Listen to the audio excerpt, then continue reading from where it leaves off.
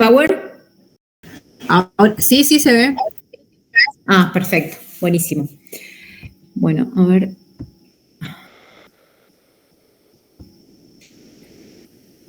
Entonces, bueno, ¿cómo están? Calculo que ya deben estar todos, ¿no? ¿Estamos en hora?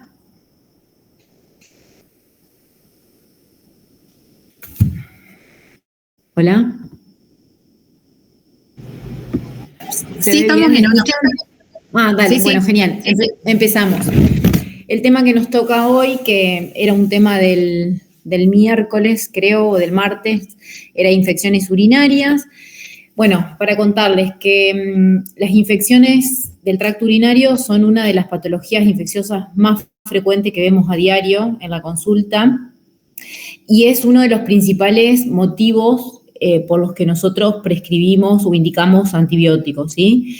Hace ya más de 10 años se genera un consenso de recomendaciones para el diagnóstico y el tratamiento, pero a pesar de que existía este consenso, siempre hay mucha variación entre el antimicrobiano que elegimos, la dosis, los días de tratamiento. Entonces, esto, sumado a la alta tasa de resistencia que tienen la mayoría de los microorganismos, esto hizo que la Sociedad Argentina de Infectología, la SADI, convocara a otras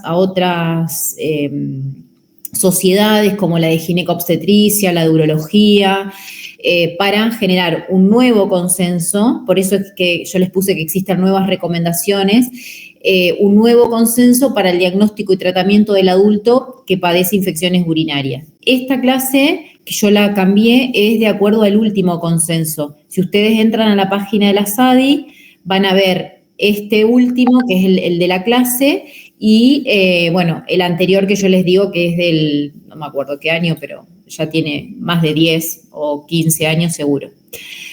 Bueno, con respecto a la definición de infecciones urinarias, las infecciones urinarias son una serie de cuadros, o sea, es un espectro de cuadros que se caracterizan, tienen como común denominador es la invasión bacteriana al parénquima renal o a todo el sistema colector de la orina, ¿sí? De las infecciones urinarias nosotros vamos a clasificarlas en no complicadas, que es la que ocurre en todos los pacientes que no tienen ninguna alteración estructural ni funcional del aparato urinario, es decir, ninguna condición que favorezca la aparición de una infección o la falla del tratamiento, ¿sí? Eso es una ITU no complicada. La complicada obviamente va a estar asociada a algún factor de riesgo, ya sea alguna anomalía estructural o un paciente que esté inmunodeprimido o que recibió algún proceso, una instrumentación, un procedimiento invasivo. Y el otro cuadro dentro de este espectro es la bacteriuria sintomática, que es la invasión de bacterias al sistema urinario, pero en un paciente que está completamente asintomático. Cuando la infección, obviamente esto es terminología, afecta a la vejiga, hablamos de cistitis. Si afecta el parénquima y la pelvis renal, hablamos de pielonefritis. Y la bacteriuria sintomática, que es este último cuadro que yo les conté, que es la invasión bacteriana al parénquima y a la pelvis, pero en un paciente completamente asintomático. Con respecto a la epidemiología, digamos, hay estudios epidemiológicos que demuestran que las infecciones urinarias son mucho más frecuentes en la mujer que en el hombre. Se calcula que más de la mitad de las mujeres, de todas las mujeres, van a reportar algún episodio de infección urinaria a lo largo de su vida. La incidencia de las infecciones urinarias hace un pico en la edad fértil, es decir, es mucho más frecuente en mujeres entre los 18 y los 40 años, ese es como su pico, y después de la menopausia también hay otro pico, y en los hombres siempre deben ser consideradas como complicadas. Sabemos además que el 95% de todas las infecciones del tracto urinario están causadas por una única especie bacteriana.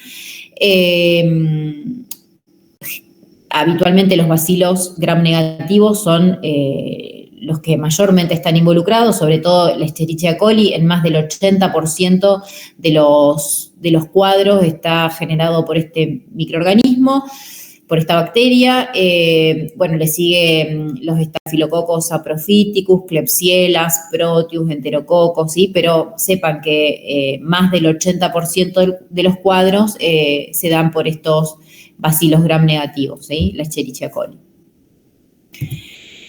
Entonces, vamos a desarrollar bacteriuria asintomática.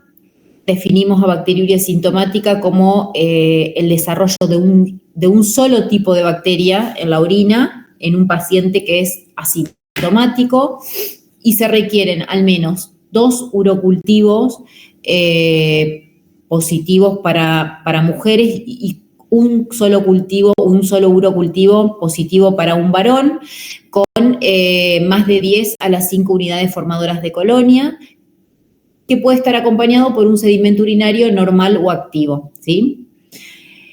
En los pacientes que están sondados o con cateterismo urinario, con un solo urocultivo que tenga un recuento de colonias de 10 o más de 10 a la 2, ya estamos en presencia de una bacteriuria sintomática. Y sepan que en las mujeres premenopáusicas que consultan en forma ambulatoria, la prevalencia es del 10%, ¿sí? Digamos, con respecto al manejo de las bacteriurias asintomáticas, no están recomendados los métodos complementarios como ecografías ni tomografías para el estudio de una bacteriuria asintomática.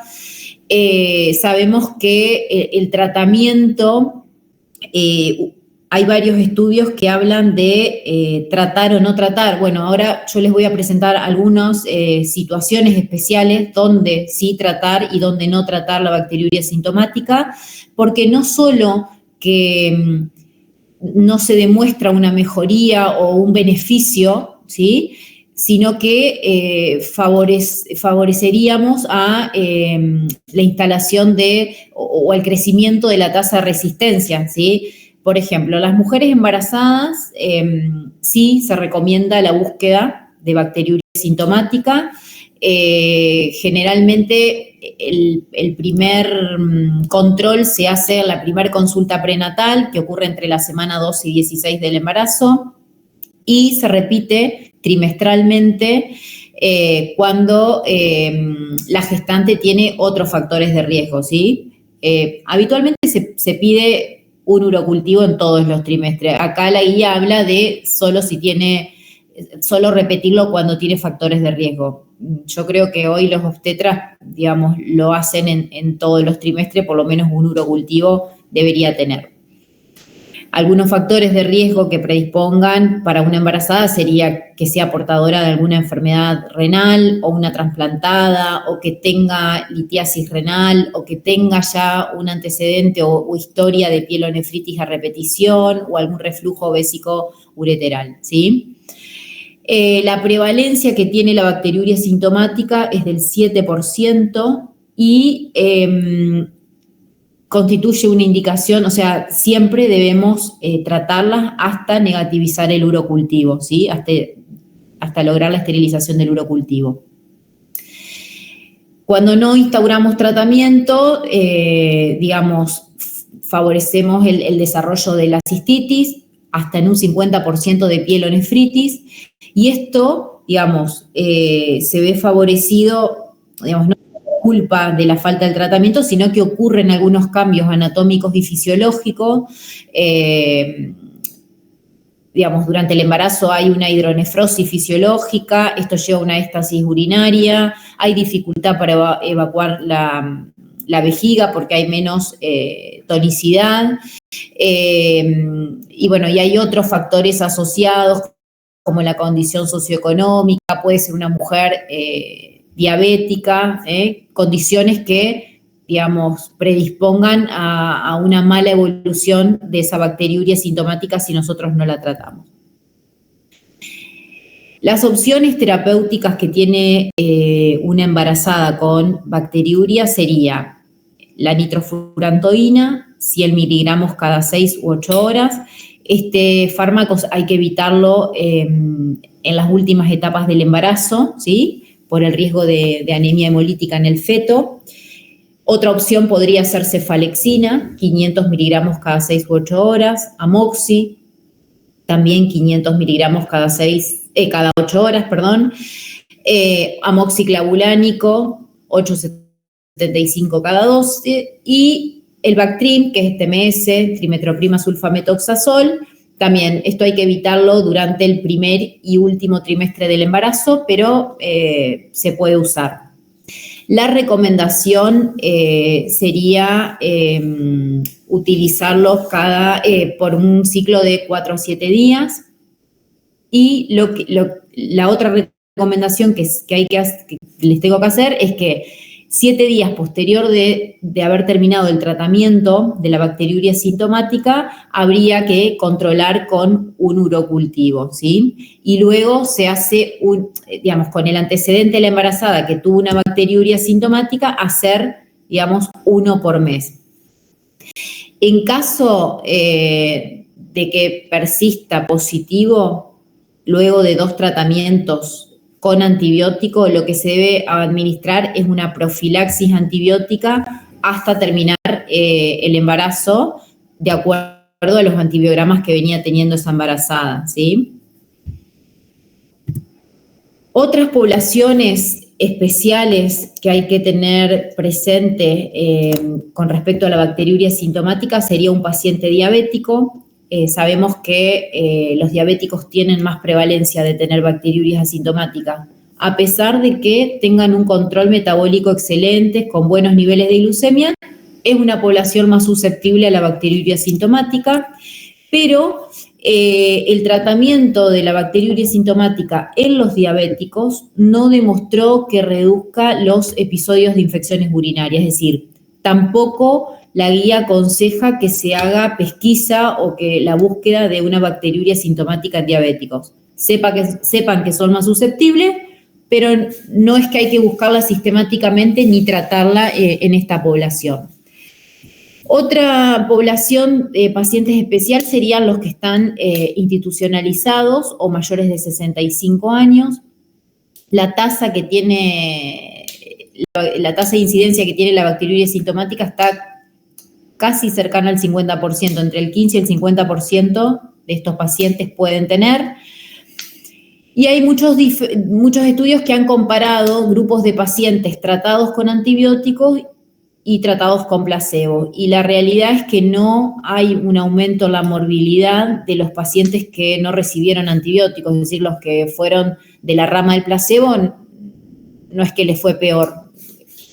Esos después, hay varios trabajos ahí, se nombran en las guías, los pueden buscar para leer. Es decir, la terapia antibiótica no disminuye la frecuencia en los episodios de infecciones sintomáticas, ni mejora los síntomas genitourinarios crónicos que tienen estos pacientes, como es la incontinencia, por ejemplo, y a su vez, agrega efectos adversos y promueve también la reinfección por microorganismos multiresistentes. Es decir, que en los mayores y que están institucionalizados también se desaconseja la pesquisa de la bacteriuria sintomática. Así que hasta ahora vimos que solo buscamos, o sea, rastreamos en la embarazada.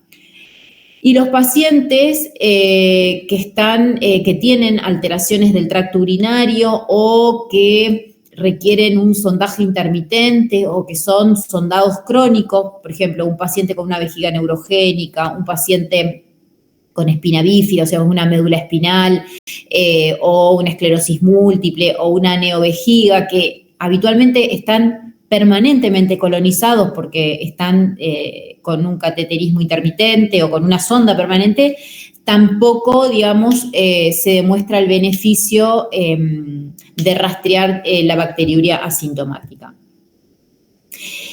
Ahora, aquellos pacientes los que van a ser sometidos a una instrumentación urológica, ¿sí? Es decir, aquellos que van a recibir algún procedimiento que eso implique una lesión con sangrado de la mucosa del tracto urinario y que tienen riesgo de padecer una bacteria bacteriemia asociada a la bacteriuria, que esto se da en el 60% de los pacientes, en ellos sí se recomienda pesquisar la bacteriuria sintomática y tratar con urocultivo, ¿sí? Hay que tratar de acuerdo a la sensibilidad inmediatamente antes de ser sometido a ese procedimiento, y lo que se aconseja es no prolongarse más allá de 24 horas posterior al procedimiento, aunque algunos autores hablan de extender el tratamiento cuando el paciente, después del procedimiento, después de la instrumentación, queda con una sonda permanente, ¿sí? Algunos lo cortan hasta el tratamiento y otros, si el paciente sale con una sonda vesical, lo mantienen. Bueno, hasta ahí vimos bacteriuria asintomática y el manejo de las diferentes poblaciones de pacientes, ¿sí? Con respecto a las infecciones urinarias en la mujer, tenemos que, la cistitis aguda, dijimos que la incidencia, aproximadamente entre el 50 y el 60% de todas las mujeres van a reportar algún episodio de cistitis en su vida, y el 25% de esas mujeres que tienen una cistitis aguda seguramente van a tener un episodio recurrente. Habitualmente se manifiesta con síntomas que se presentan de manera súbita, ¿sí? Muy agudo, y generalmente los clásicos son disuria, que puede ir acompañado o no de polaquiuria, urgencia miccional. Otros síntomas pueden ser dolor suprapúbico, hematuria. La fiebre suele estar ausente en la cistitis aguda.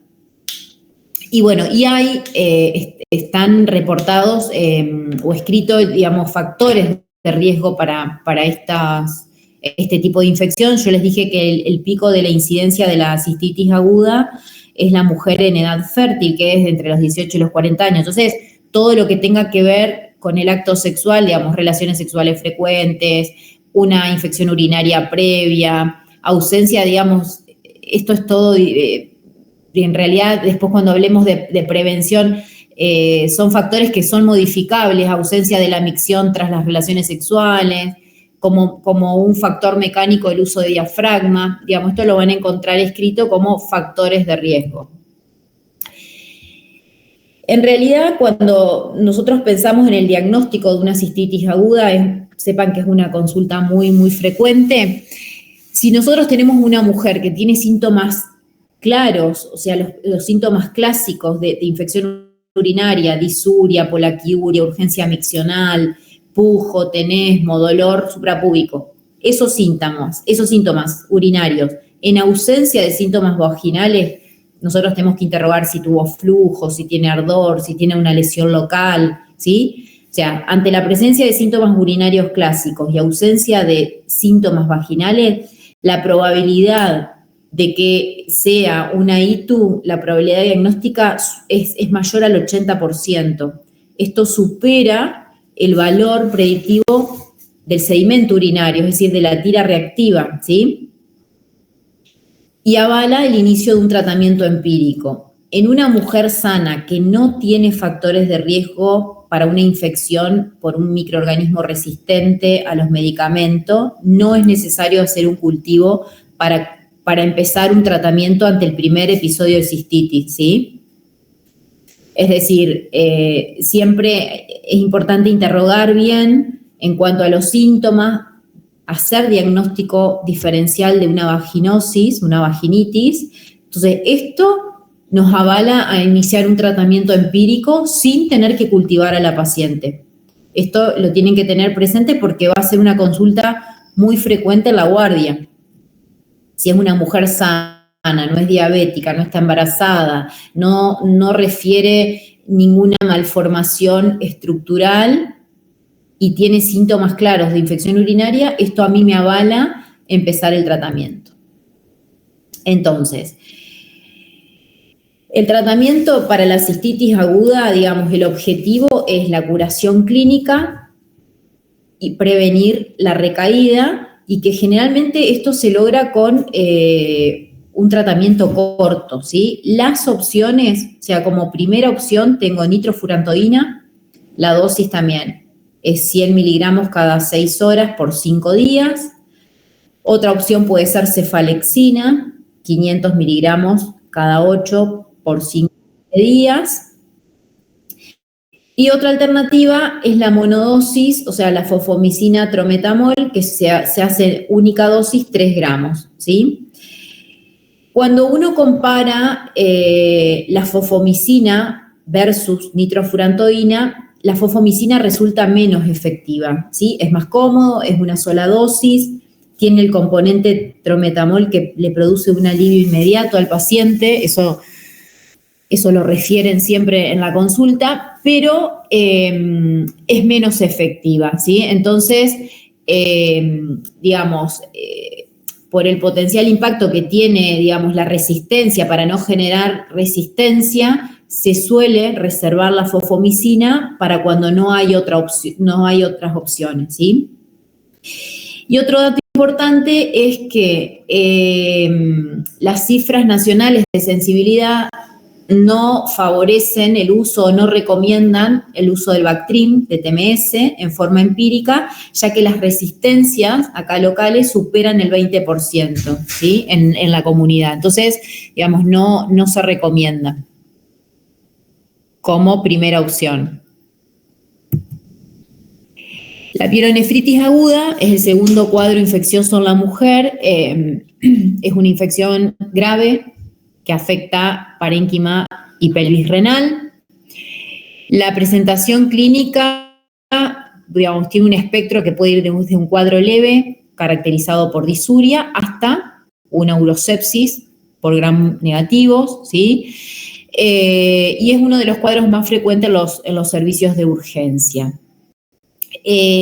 Característicamente, digamos, puede tener síntomas locales como dolor lumbar, o de la región costovertebral, dolor abdominal, y sistémicas, puede ir acompañado de síntomas sistémicos que son fiebre, náuseas, vómitos, y digamos, estos últimos síntomas es lo que lo diferencia de un cuadro de infección urinaria baja.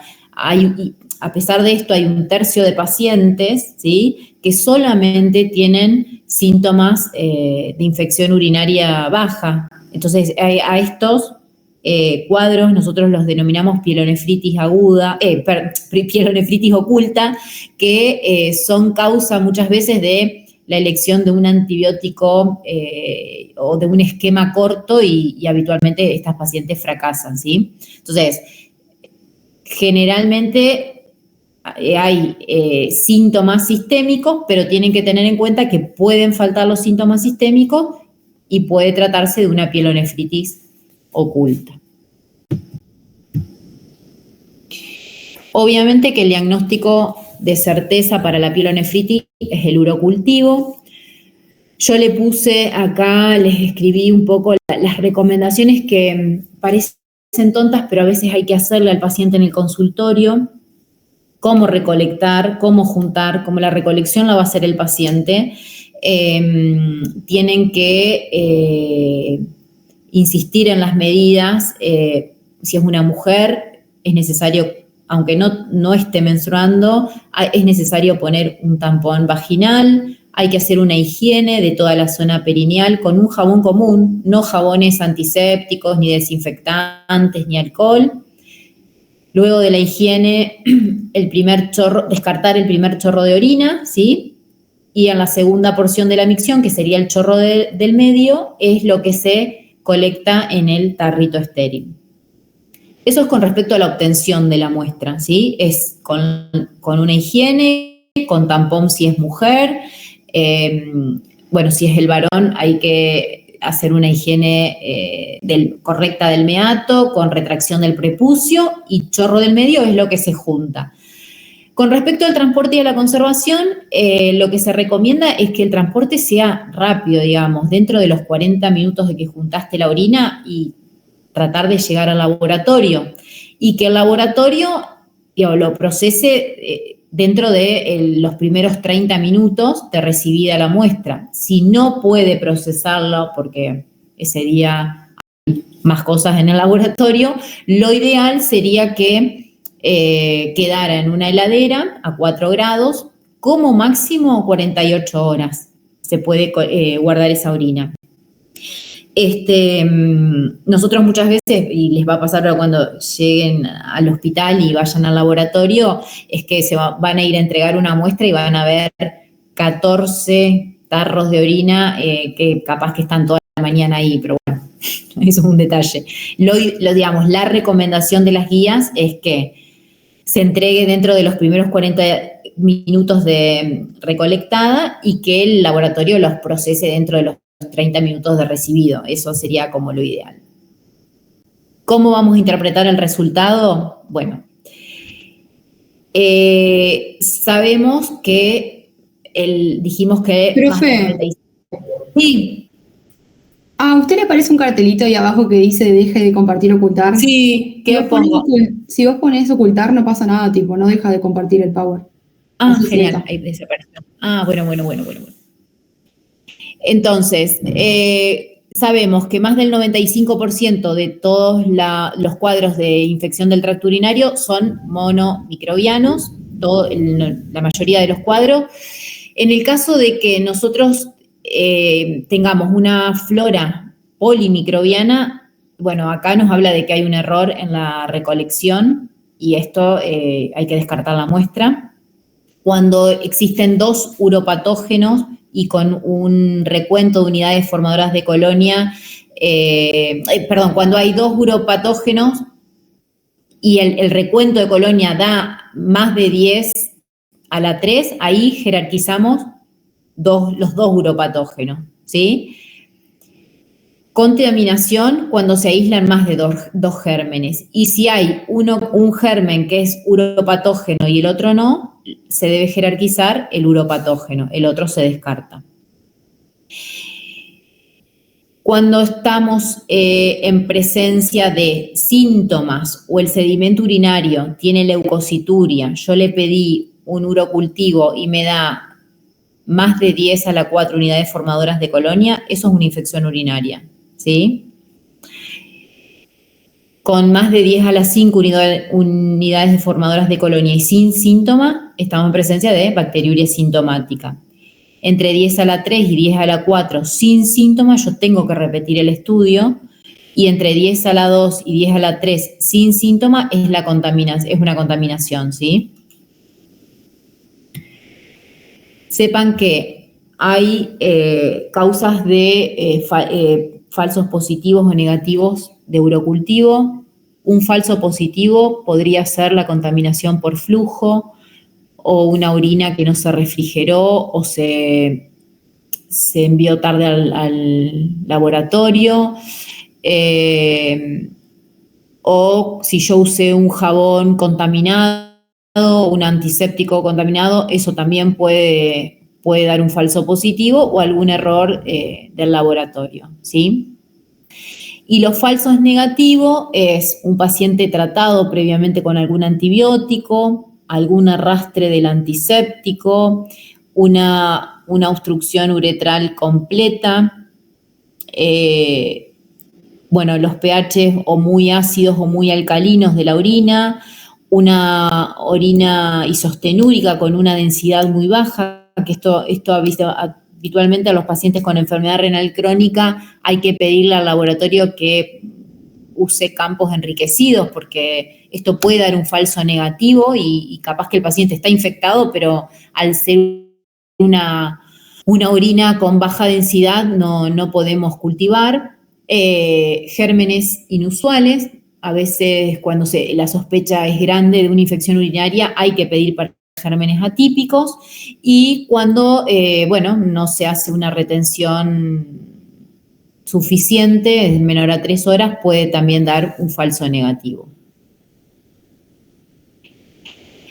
Los estudios de imágenes no se hacen, en la pielonefritis no se deben solicitar de forma rutinaria, se dejan para pacientes que ingresan sépticos, ¿sí? O que tienen algún diagnóstico o sospecha de una obstrucción del tracto urinario, pacientes con falla renal, con clearance menor a 40 mililitros minuto, o aquellos que persisten sintomáticos a pesar de haber recibido un tratamiento efectivo y después de las 72 horas persisten con el cuadro, bueno, ahí se busca con el objetivo de descartar un absceso renal o perirrenal, una obstrucción o cualquier otra anomalía de la vía urinaria. Sin duda la ecografía es el estudio más recomendado. Es un estudio no invasivo, de bajo costo, que, bueno, ante un paciente que ha sufrido 2 o 3 episodios de infección urinaria, habitualmente se pide en la consulta, y es muy sensible para diagnóstico de hidronefrosis, litiasis renal, sobre todo las litiasis que son mayores a 0,5 centímetros, es muy sensible.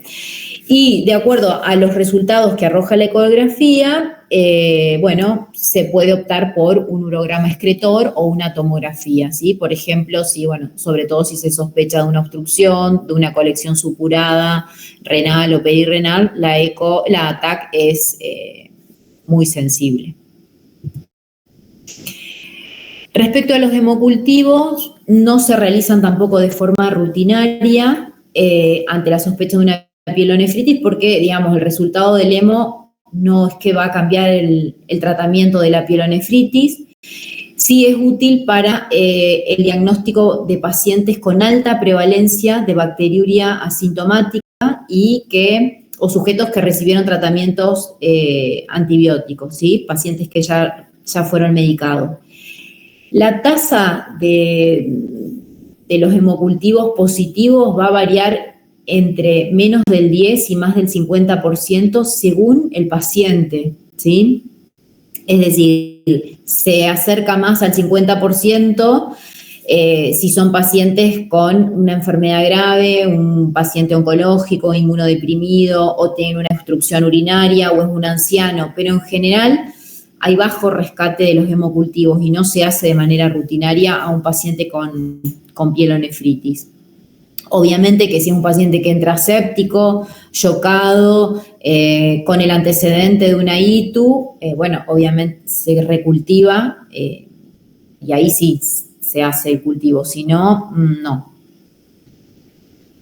Dentro de las opciones terapéuticas que tenemos como tratamiento empírico, se usan fluorquinolonas, ciprofloxacina, 500 miligramos cada 12 horas, cefixima, 400 al día, o ceftriaxona. Otra opción sería ceftriaxona, 1 gramo día, hasta tener el resultado del urocultivo y luego, obviamente, esto es empírico, se sigue de acuerdo al antibiograma.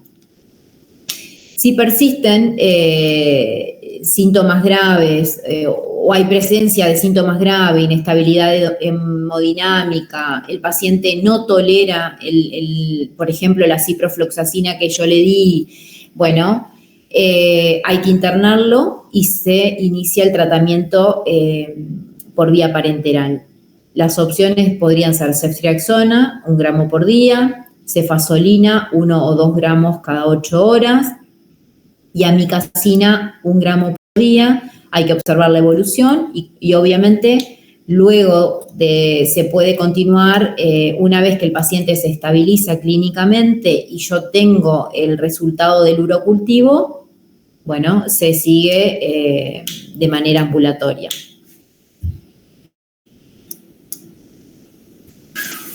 Digamos, el tratamiento por vía oral siempre guiado por microbiología, es decir, yo tengo que tener el antibiograma y de acuerdo a la sensibilidad, las opciones pueden ser TMS, amoxiclavulánico, ¿sí? cefalexina, ciprofloxacina y cefixima, ¿sí? El tratamiento en la pielonefritis aguda tiene que prolongarse durante 7 días si yo usé, por ejemplo, ciprofloxacina, y 10 días si utilicé Bactrim o un amoxiclavulánico. Si estamos hablando de una infección, de una pielonefritis en una mujer sana, digamos, sería una ITU alta no complicada, no está indicado, o no existe la recomendación de controlarla con urocultivo. Yo la voy a evaluar clínicamente. Si hay mejoría, se acabó la historia. Si persiste los síntomas, ella refiere que sigue la disuria, que hizo algún registro de fiebre, bueno, ahí sí se recultiva. Si no, las guías no recomiendan, si es una piel no complicada, recultivar. Con respecto a las infecciones en la mujer en la etapa de la menopausia, sepan que estas infecciones varían entre un 10 y un 30% de todas las posmenopáusicas que no están institucionalizadas. Y hay una en esta población, estas mujeres tienen mayor colonización vaginal por los bacilos gram negativos y mayor incidencia de bacteriuria. Hay estudios que hablan que más del 50% de las abuelas de 80 años tienen bacteriuria, ¿sí?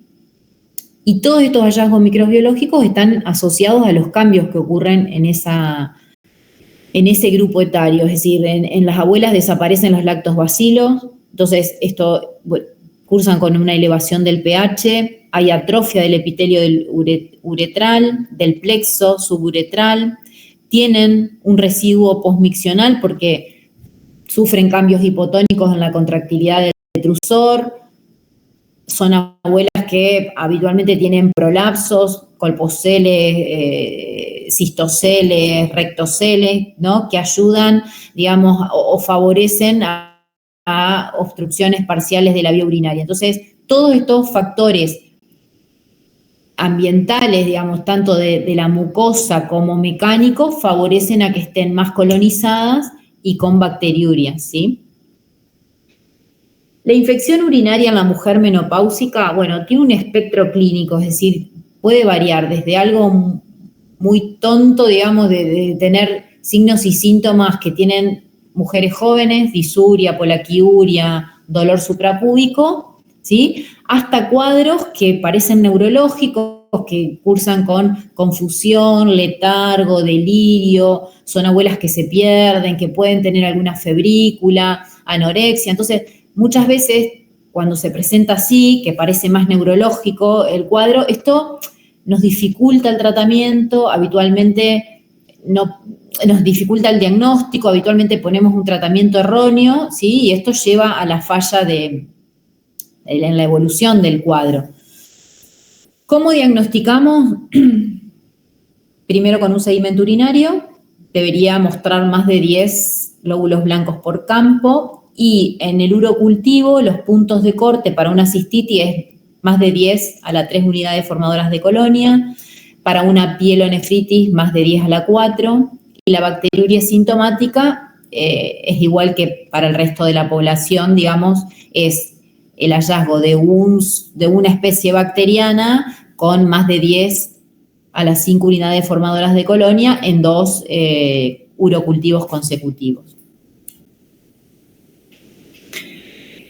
Las mujeres posmenopáusicas se tratan como las mujeres jóvenes. La nitrofurantoína habitualmente no se administra con clearance menor de 50 en las abuelas, y la recomendación de las fluoroquinolonas como primera línea tampoco estaría muy indicado porque primero por la alta tasa de efectos adversos que tiene, y segundo que favorezco, digamos, o a una selección de microorganismos resistentes, sobre todo en las mayores de 65 años. Después van a leer que hay un montón de medidas no farmacológicas para esta edad y les puedo asegurar que funcionan, que es el reemplazo tópico con estrógeno. Yo habitualmente a mis pacientes menopáusicas les doy colpoestriol en óvulos o en crema y anda muy bien. Eso ayuda digamos, a todos los factores locales, a la epitelización, son mujeres que les devuelve la elasticidad y todos los síntomas que muchas veces no son por infección urinaria, si no son más genitales, mejoran muchísimo. Bueno,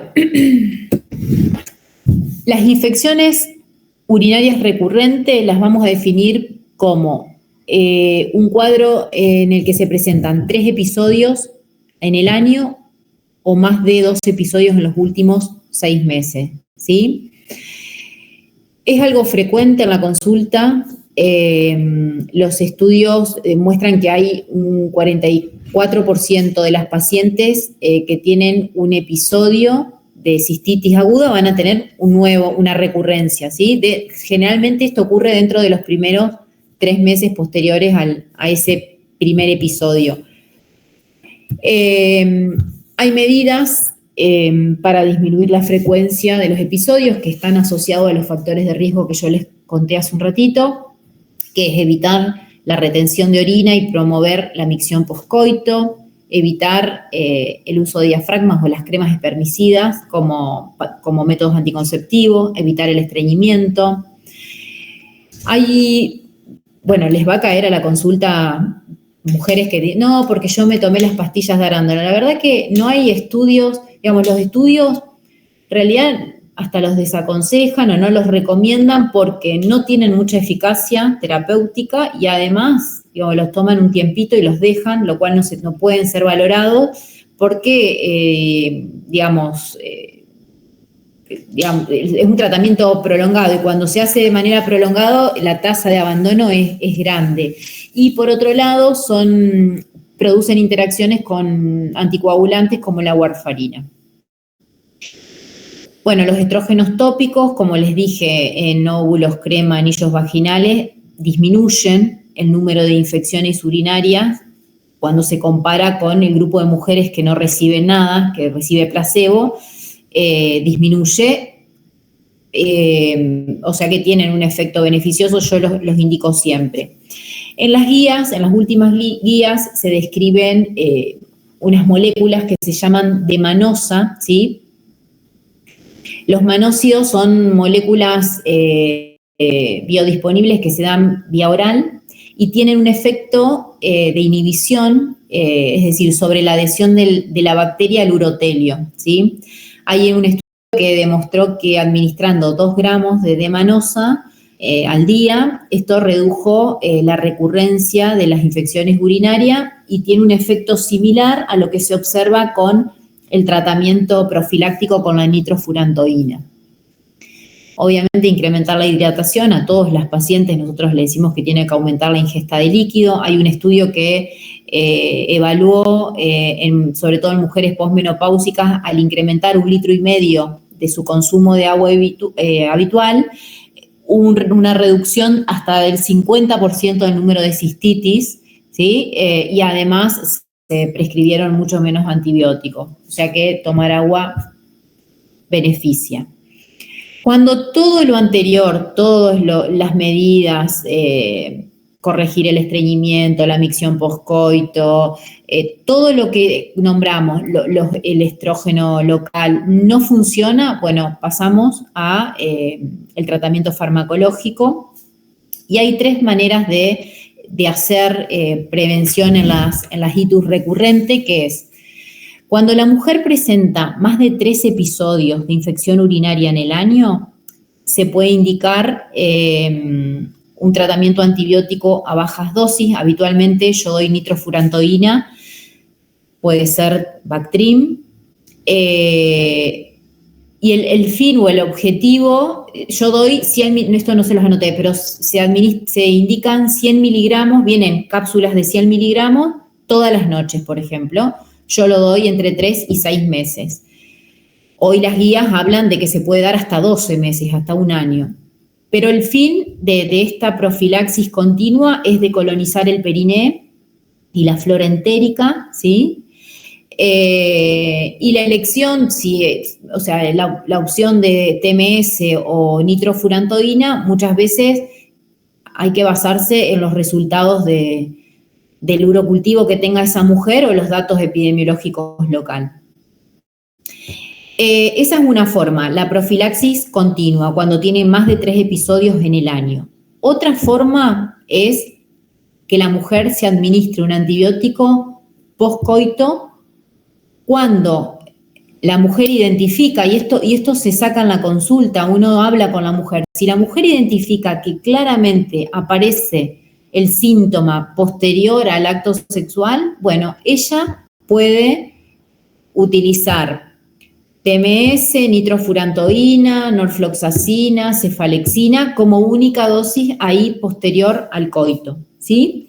Y el autotratamiento es si la mujer tiene menos de 3 episodios en el año. Entonces, ahí hace esquemas cortos, 3 días con TMS o una ciprofloxacina, 5 días con nitrofurantoína, o entre 5 y 7 días con una cefalexina, por ejemplo. Entonces, fíjense que para la recurrencia hay 3 maneras más allá de todo lo local, se puede hacer de forma continua, si es una mujer que tiene más de 3 episodios en el año, poscoito si está asociada a la relación sexual, o el autotratamiento cuando la mujer tiene menos de 2 episodios, bueno, ya se conoce, no tiene nada estructural en la vía urinaria, no está embarazada, no es diabética, bueno, puede automedicarse, eso está escrito así, con esquemas cortos de antibiótico. ¿Estamos hasta ahí?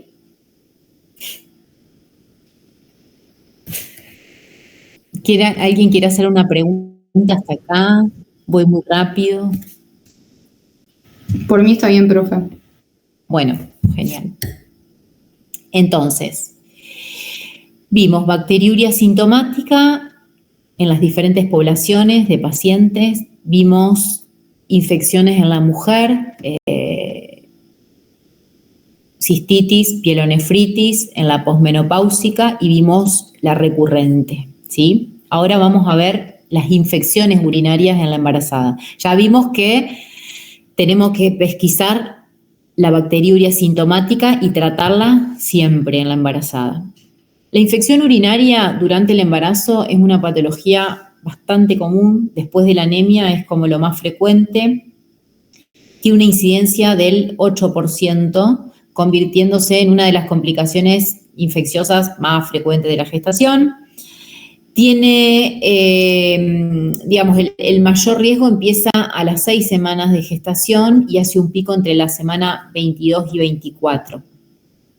Entonces, tenemos cistitis aguda, que se da hasta en el 4% de los embarazos, tiene, la mayor prevalencia es en el segundo trimestre, y el diagnóstico siempre se confirma por urocultivo, es decir, un urocultivo con más de 1.000 unidades formadoras de colonia con síntomas, es sugestivo de una infección, es diagnóstico de una infección.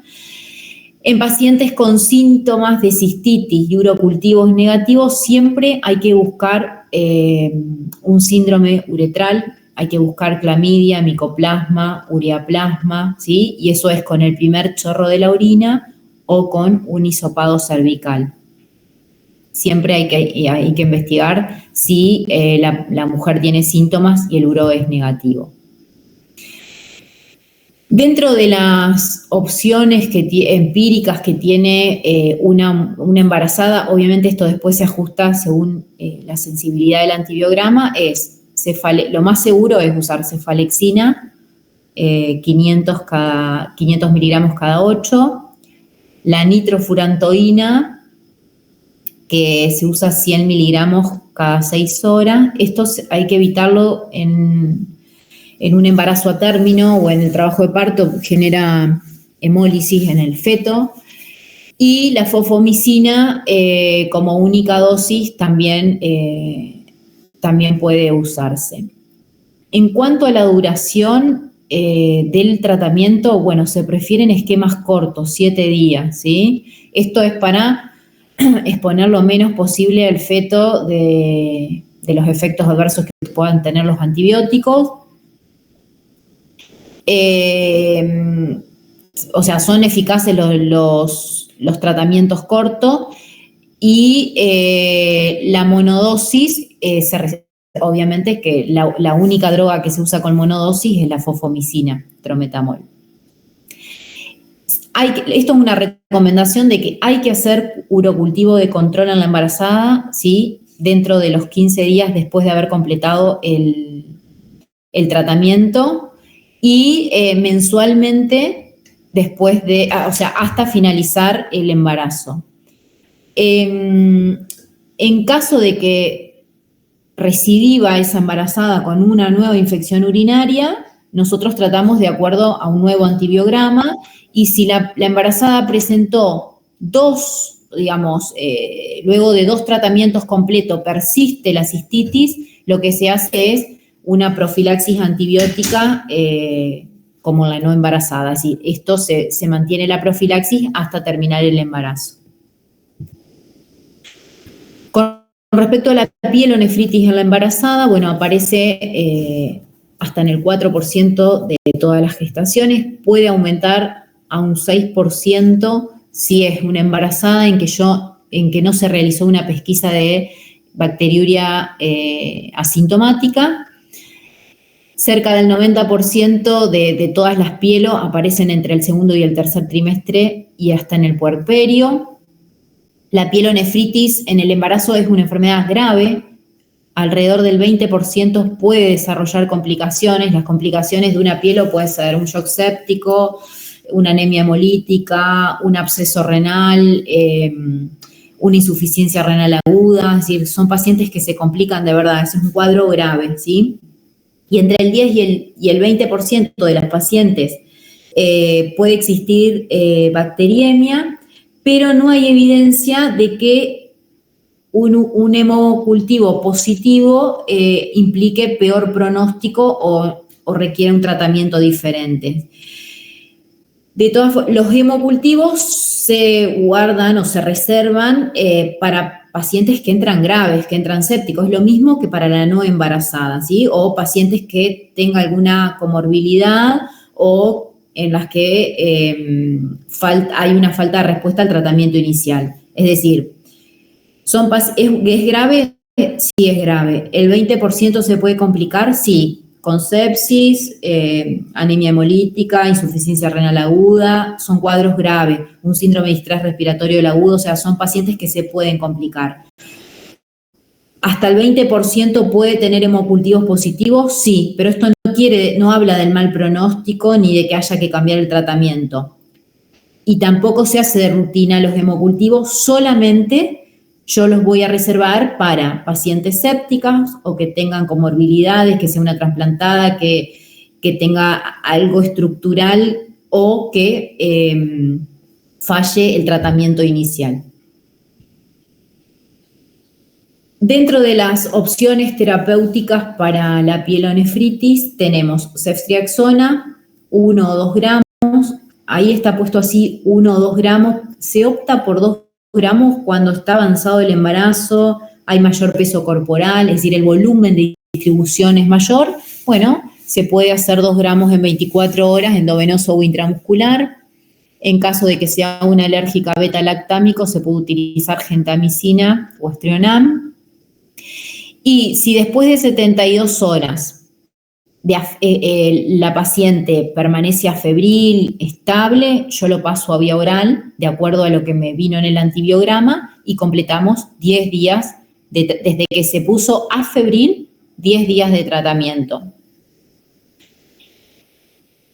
La recomendación en el seguimiento clínico es recultivar entre los 7 y los 14 días de terminado el tratamiento antibiótico. Y teniendo en cuenta que tienen una alta tasa de recidiva, nosotros hacemos uro mensuales hasta terminar el embarazo. Lo mismo que para la cistitis, la pielonefritis. Vamos a considerar un tratamiento profiláctico supresor hasta el final del embarazo si hay recidiva, ¿sí? O si es una paciente con un único episodio en recidiva, o si tiene el primer episodio de pielonefritis, pero tiene algo asociado. Es una paciente que además tiene una piedra en el riñón, o no sé, que tiene una malformación, o que tiene una obstrucción, o que tiene la hidronefrosis fisiológica del embarazo y es una pielonefritis, y yo la dejo con profilaxis hasta el final del embarazo. Bueno, las infecciones del tracto urinario en hombres no son tan frecuentes y siempre deben ser consideradas infecciones complicadas, ¿sí? La incidencia va a aumentar después de los 50 años porque acá se agrega un factor de riesgo que es toda la patología prostática, las instrumentaciones que tienen los hombres después de los 50 años, entonces esto, digamos, favorece la aparición de las ITU, ¿sí? Siempre debe hacerse urocultivo para el estudio y se va a considerar positivo o significativo un recuento de bacterias de unidades formadoras de colonia de 10 a la 3. Esto es un poco lo que yo les contaba, la recomendación que hay que hacerle al varón cuando toma la muestra para el urocultivo, siempre es con higiene del meato, con agua y jabón.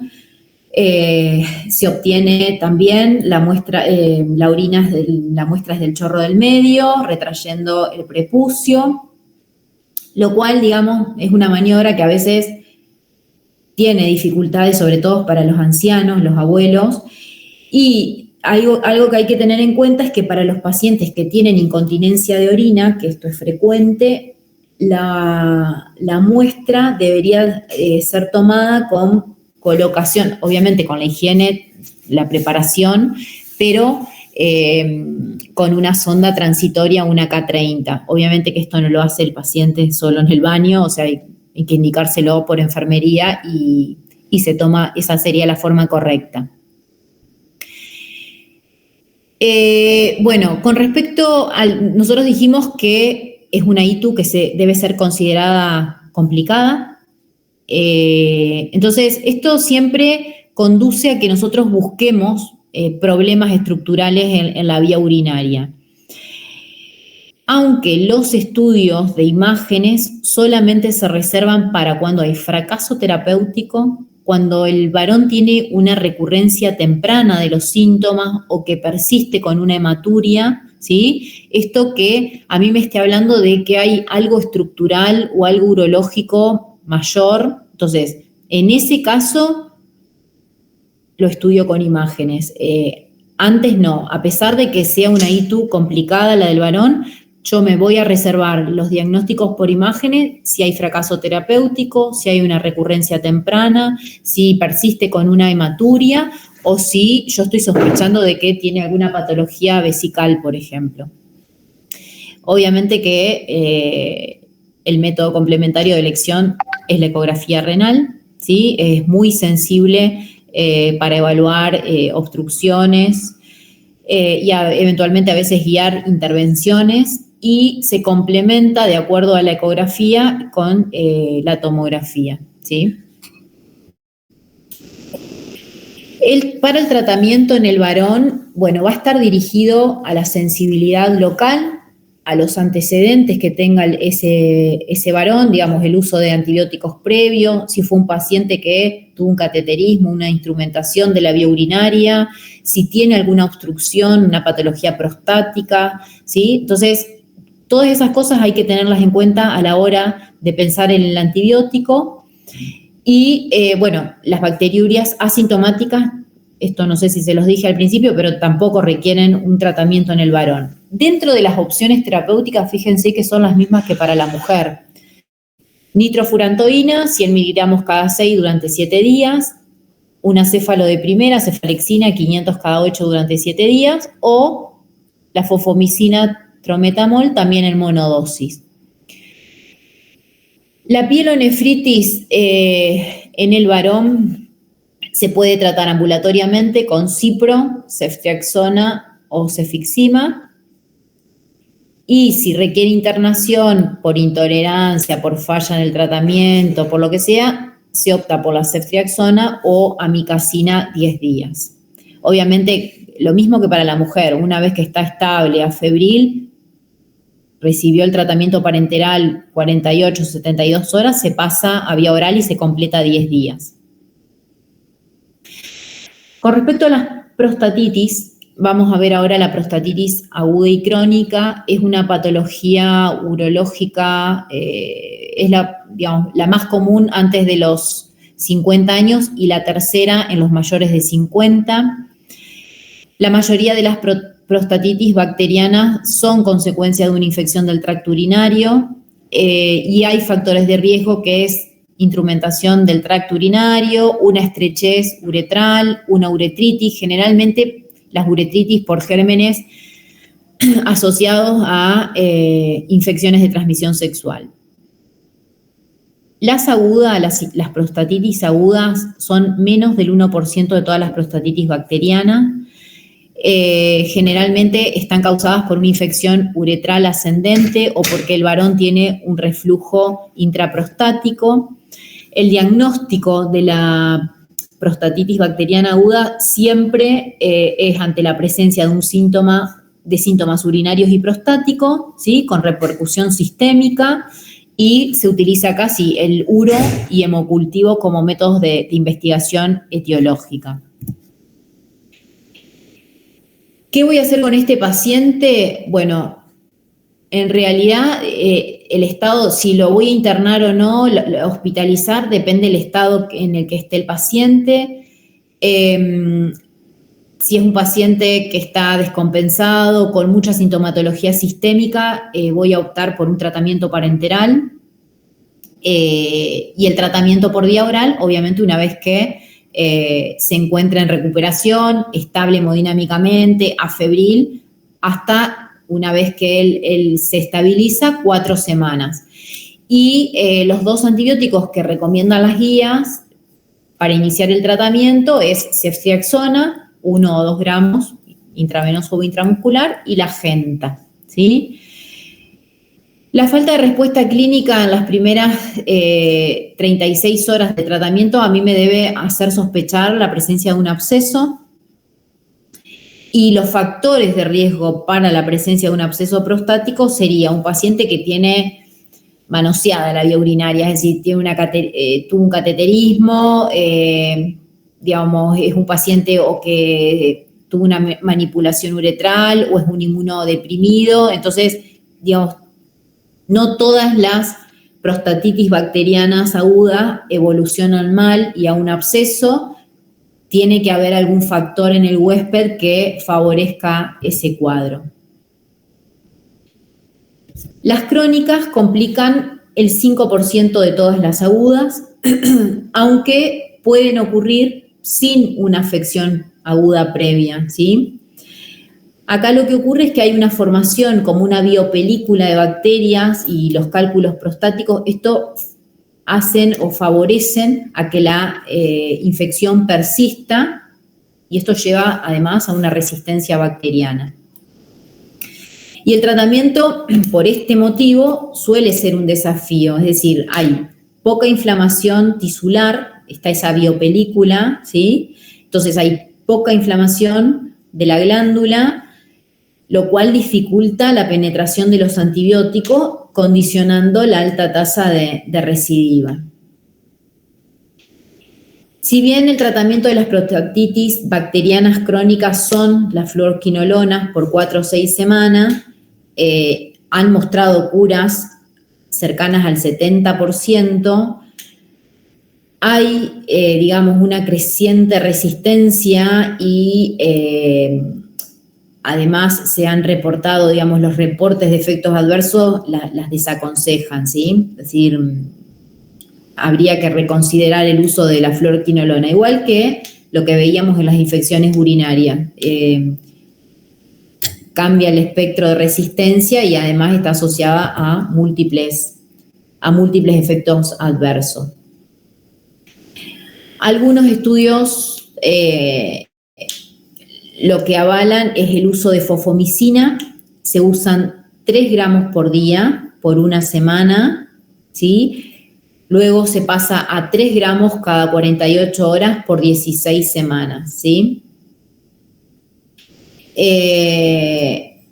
Algunos estudios hacen esta recomendación. En las prostatitis bacterianas causadas por clamidia, la citro en dosis de 500 miligramos 3 días a la semana durante 3 semanas mostró mejor respuesta que la cipro administrada por 20 días. Y otra opción sería acitromicina 1 gramo por semana durante 4 semanas y doxiciclina 100 miligramos cada 12 horas por 28 días, también han mostrado respuestas similares, ambas, tanto para clamidia como para ureapla. Y para terminar, tenemos las infecciones urinarias en algunas situaciones, que son pacientes sondados. Bueno, habitualmente estos pacientes son sondados crónicos, se presentan con signos y síntomas similares. Ocurre en una infección urinaria sin sonda, son pacientes que pueden tener fiebre, molestias en hipogastrio, alteraciones del sensorio, alguna hematuria que aparece en forma súbita. Este criterio de infección urinaria son para pacientes que permanecieron sondados por más de 48 horas y tienen síntomas clásicos de ITU, disuria, polaquiuria, tenesmo, y post-extracción de la sonda vesical, ¿sí? Es decir, aquel que hace más de 48 horas está sondado o que tuvo la sonda. Los microorganismos que más frecuentemente vamos a encontrar en estas asociadas sondas son las enterobacterias, Escherichia coli, Klebsiella o Enterobacter, los bacilos gram no fermentadores como una Pseudomonas o una Cinetobacter, y entre los cocos gram positivos son frecuentes los enterococos y puede haber hongos como cándidas, como las cándidas. La bacteriuria en un sondado aumenta proporcionalmente al tiempo de permanencia de la sonda, ¿sí? Es decir, aumenta hasta un 7% por día y alcanza, o sea, el 100% de los sondados tiene bacteriuria a los 30 días, ¿sí? De permanencia de la sonda. Se define como un urocultivo con flora polimicrobiana a la presencia de más de 2 especies de microorganismos en el cultivo de la muestra. Las muestras cuando son polimicrobianas, deben ser desestimadas, descartadas, y si yo sospecho de que ese paciente está infectado, lo que tengo que hacer es recambiar la sonda y hacer una nueva toma de muestra con una sonda nueva. Siempre hay que iniciar tratamiento en forma empírica endovenosa. Se solicita en un paciente sondado hemo y uro y el tratamiento se debe prolongar por 10 días, ¿sí?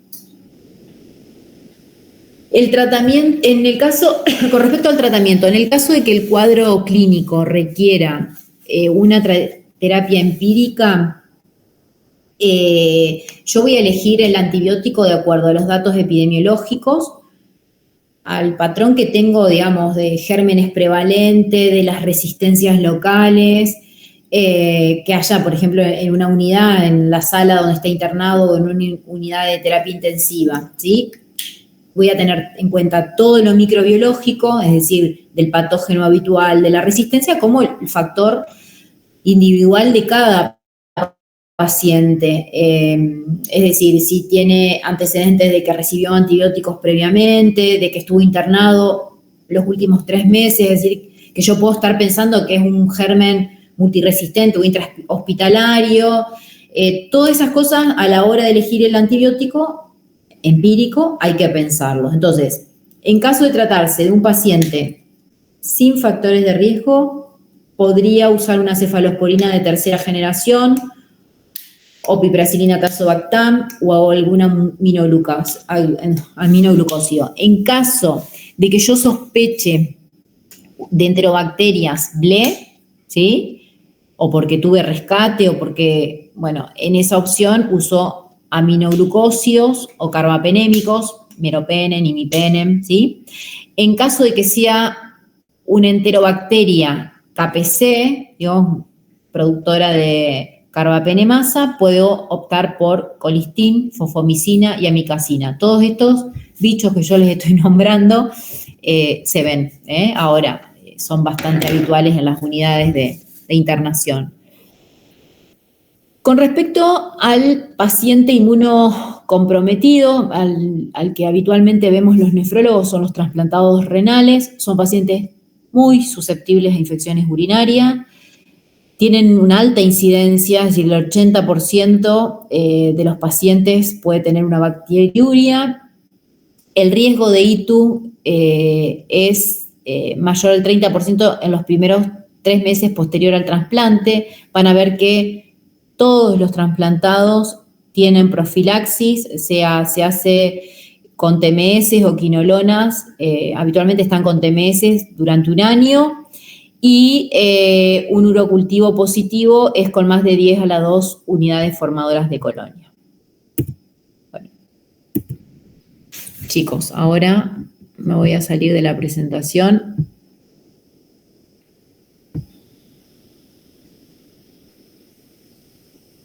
A ver si los veo. Ahí está. Bueno, eso es infecciones urinarias. ¿Ustedes tuvieron el cierre ya de esto? Sí, cerramos hoy, profe. ¿Y cómo les fue? ¿Tienen alguna duda? ¿Algo que les dije que no les cierre? Profe, yo tengo una duda. Con respecto al manejo en ITU, los criterios hospitalarios serían los 3 que vimos de sepsis graves, intolerancia digestiva e inestabilidad hemodinámica, independiente de si es ITU complicada o no. Exacto. Sí. A ver, a veces es un paciente que no tiene ni inestabilidad hemodinámica, ni está séptico, ni sospeches nada grave, pero es un paciente que por ahí hizo fiebre, que no entiende bien, que no comprende, que vive lejos del sistema de salud, y a veces lo dejás 48 horas, 72, y después lo mandás con vía oral. Pero si eso, los criterios de internación es independientemente si es complicada o no complicada. Vieron que la clasificación parecería que una no complicada, que uno no tiene ninguna patología estructural ni funcional, que a vos te hagas pensar que va a andar mal ese paciente, no debería internarse, pero digamos, si presenta alguno de los criterios, por más que haya sido una mujer joven, sana y que no sea una complicada, y lo tenés que dejar, se interna. Genial, gracias. No, de nada.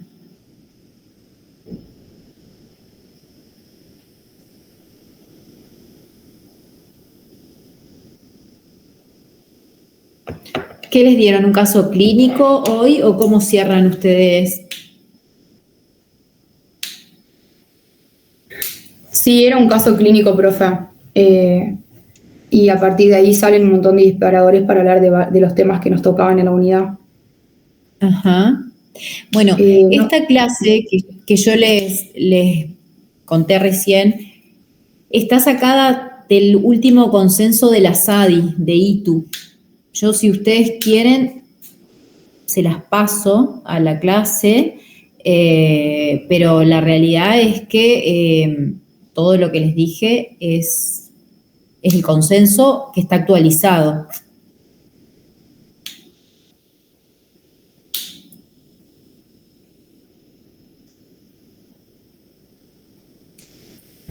Profe, me parece que nosotros ya lo tenemos.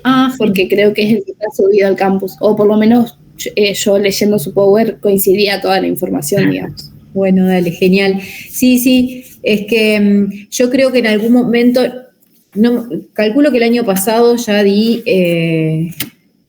esta misma y es un consenso de intersociedades 2018-2019. Es lo más actual que hay, no hay algo más actual.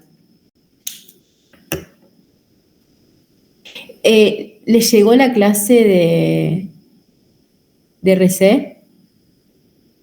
Yo la mandé, creo que hoy a la mañana. Sí, profe, no llegó. Sí. Genial.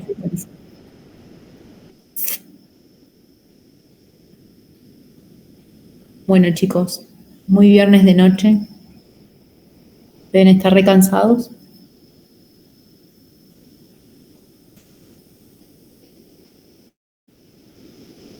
Tienen mi mail por si quieren, ahora no se les ocurre alguna pregunta y me quieren preguntar.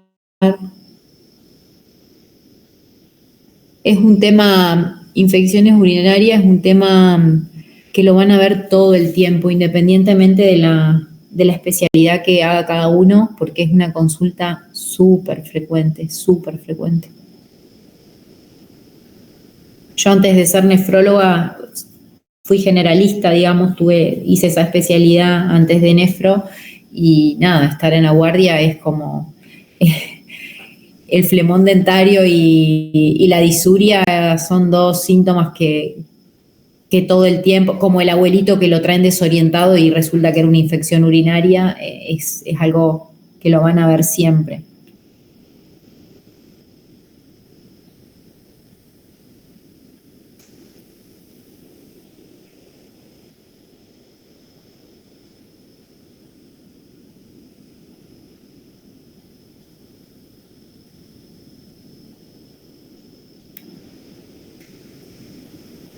Bueno, chicos, no sé si quieren preguntarme algo más.